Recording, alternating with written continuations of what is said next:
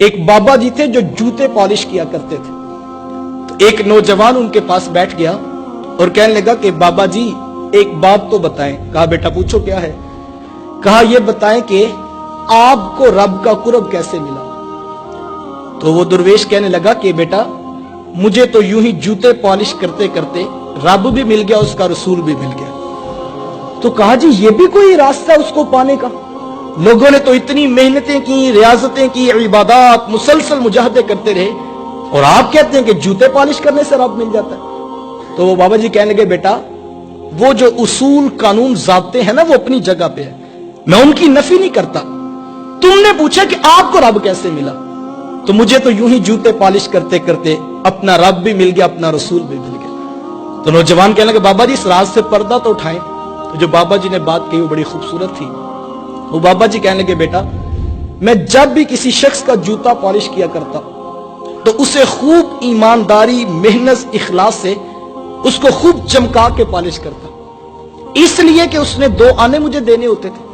کہا نہیں وہ تو اس نے دینے ہوتے تھے, وہ تو پہلے طے ہوتے تھے, لیکن میں جوتا خوب صرف اس لیے چمکا دیا کرتا یہ اس شخص کا جوتا ہے کہ جس رسول کا میں کلمہ پڑھتا ہوں ان کا یہ بھی کلمہ پڑھتا ہے, جس رسول سے میں محبت کرتا ہوں ان کا یہ بھی پیار کرنے والا ہے, جس رسول کی شفاعت پہ میری نظر لگی ہوئی ہے ان کا چاہنے والا یہ بھی ہے.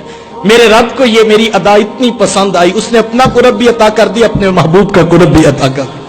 حضور کی نسبت کا احترام پیدا کرنے کا مزاج پیدا کرے. ہم بڑے عجیب لوگ ہیں, کاش ہم اس بات کے اوپر کھڑے ہو جائیں. اور یہ اتنا خوبصورت وظیفہ ہے, میں سمجھتا ہوں یہ 1000 لوگ بیٹھے ہیں, آپ ہم سب نے صبح اٹھ کر اپنی دکانوں پہ بیٹھنا ہے. کوئی ڈاکٹر ہے, کوئی انجینئر ہے, کوئی ٹیلر ہے, کوئی ٹائر کو پنکچر لگانے والا, معاشرے کا ہم حصہ ہیں.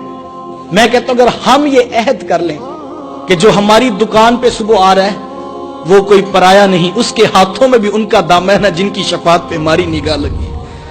اس کو دھوکہ نہ دو, اس کو جھوٹ نہ بولو, اس کو فریب نہ کرو, اسے پیار دو, محبت دو, الفت بانٹو, اس کے لیے آسانی کا راستہ کھولو. یہ اتنا خوبصورت وظیفہ ہے, یہ اتنا پیارا وظیفہ ہے کہ اس وظیفے کی اتنی برکت ہے, اتنی برکت ہے. اس کو ایک مرتبہ کر کے تو دیکھیں. میں کسی دکان پہ جاتا ہوں, ابھی موبائل دیکھ رہا تھا کہ اس شخص نے میرے موبائل پر حضرت کی فوٹو دیکھ لی. تو کہنے لگا جناب آپ ان کو جانتے ہیں؟ تو میں نے بھی فخر سے کہا جناب یہ میرے شیخ ہیں, میرے استاد ہیں. تو کہنے لگا جناب تشریف رکھیں نا, چائے پیجئے, باقی باتیں بعد میں ہوں گی. مجھے عزت دینے لگا, ریٹ نیچے آنے لگا. وہ جو بحث کر رہا تھا ایک دم اس کا لہجہ بدل گیا. کہنے لگا جناب ہم بھی ان کو سنتے ہیں, تو بڑا خوبصورت بیان کرتے ہیں. یار یہ عزت کس بات کو دی جا رہی ہے کہ جن کا خطاب میں سنتا ہوں ان کا خطاب یہ بھی سنتا ہے. کوئی آ جائے جناب آپ کس سلسلے سے بیعت ہے, میں جناب نقشبندی ہوں, بڑی اچھی بات ہے جناب, ہم بھی وہاں پر بیعت ہیں, ہم گورڈا شریف بیعت ہیں, ہم سیال شریف بیعت ہیں. یہ ساری نسبتیں بہت اچھی, یہ بڑی خوبصورت, بڑی بابرکت ہیں. لیکن یار کوئی آ جائے اس کے پاس بیعت کا رنگ نہ بھی ہو, اس کے پاس گنبد خضرا کے مکین کی بیعت ہو, اس کی عزت کرنی چاہیے یا کہ نہیں کرنی چاہیے. اور میں کہتا ہوں جو اس بات پہ محبتیں بانٹے پھر تو رب فرشتوں کی بھی ڈیوٹیاں لگاتا ہوگا نا کہ گاہکوں کا رخ اس دکان پہ موڑ دو. یہاں پر گاہکی نہیں دیکھی جاتی, یہاں محمد کی نسبت دیکھی جاتی ہے, یہاں میرے رسول کی امت کو پیار دیا جاتا ہے. میرے شیخ فرمایا کرتے اگر میں آپ کے بچوں سے پیار کروں تو آپ کو اچھا لگوں گا نا, آپ میرے بچوں سے پیار کریں تو مجھے اچھے لگیں گے نا. تو جو حضور کی غریب امت سے پیار کرے گا وہ اللہ کے رسول کو کتنا اچھا لگے گا. آؤ صاحبو پیار بانٹو, محبت بانٹو, الفت بانٹو. میں نہیں یہ کہتا کہ آپ 1000 پھول جائیں راستے میں بکھیر دیں, آپ پھول نہیں بکھیر سکتے تو کم از کم کانٹے بچھانے کا مزاج تو چھوڑ دیجئے. آپ پھول نہیں بکھیر سکتے, کوشش کر کے کچھ کانٹے کم کرنے کی ہی ذمہ داری قبول کر لیجئے. آئیں امت کو جوڑ کر امت بن کر جینے کا مزاج پیدا کریں. اچھی بات دوسروں تک پہنچانا صدقہ جاریہ ہے.